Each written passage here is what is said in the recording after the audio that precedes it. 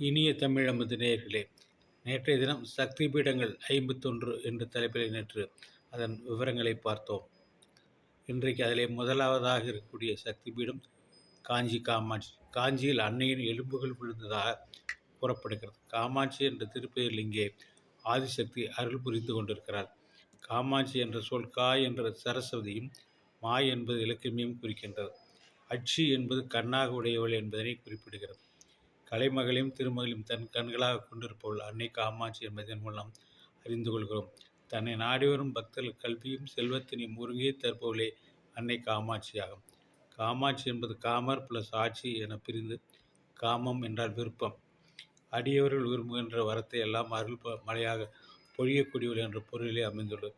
தத்துவ ரீதியாக பார்க்கும்போது கா பிரமணியும் ஆ திருமாலையும் மா உருத்திரனையும் கண்ணால் படித்து ஆட்சி செய்வாள் என்பதை குறிக்கும்.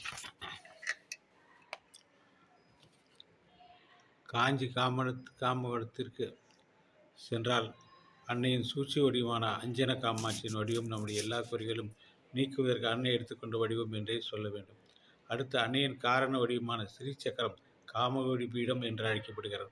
அகில லோகத்தையும் படித்த ஆதிசக்தியானவள் காரண காரியங்களுக்கு எத்தகைய வடிவனையும் எடுப்பாள் என்பதை ஸ்ரீ சக்கர வடிவம் நமக்கு நினைவூட்டுவதாக அமைந்துள்ளது. ஆதிசக்தியின் அம்சமாக தாட்சாயணி வடிவம் வந்தது. தட்சனுடைய வரத்தை நிறைவேற்றும் காரணமாக இந்த வடிவம் வந்தது. அந்த தாட்சாயணி வடிவத்தில் இந்த உருவமற்ற காளி தோன்றி வீரபத்ரன் இணைந்து தட்சணையும் அவனுடைய யாகத்தினையும் அளித்தாள். ஆண்டவனுக்கு அவிர்வாகம் கொடுக்காத காரணத்தால் அவனை அளிக்க காளி வடிவம் தேவையாயிற்று.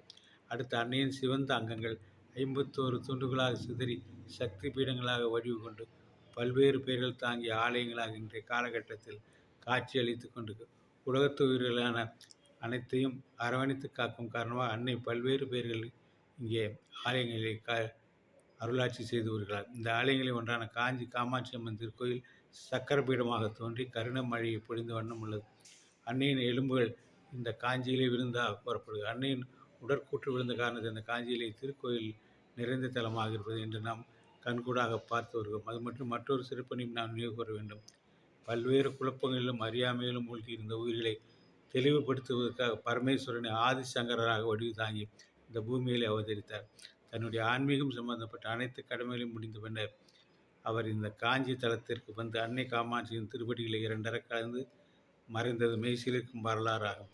ஆதிசங்கரை வையத்துக்கு அனுப்பியது இந்த ஆதிசக்தியின் அம்சமான அன்னை காமாட்சி என்பது இதன் மூலம் தெளிவாகிறது. அதன் மூலம் இந்த தலங்களுக்கு போகாமல் அன்னை காமாட்சியின் திருக்கோயிலை அவர் ஐக்கியமானார் என்பதை நாம் அறியணும். இந்த காமகோட்டத்தை சுற்றி செண்பக மலர்கள் நிறைந்திருந்த இத்தலத்திற்கு செண்பகாரண்யம் என்னும் பெயரும் உண்டு. இக்காமகோட்டத்தில் உள்ளே சென்றால் திசைகளை அறிய முடியாத நிலை ஏற்படுகிறது.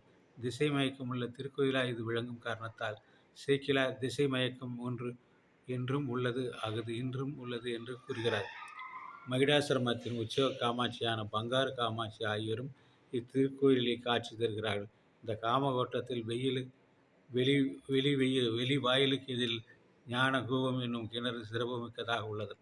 பஞ்சமூர்த்திகளால் ஏற்படுத்த பஞ்ச தீர்த்தமும் பஞ்சதீர்த்த புட்கரணி உள்ளது.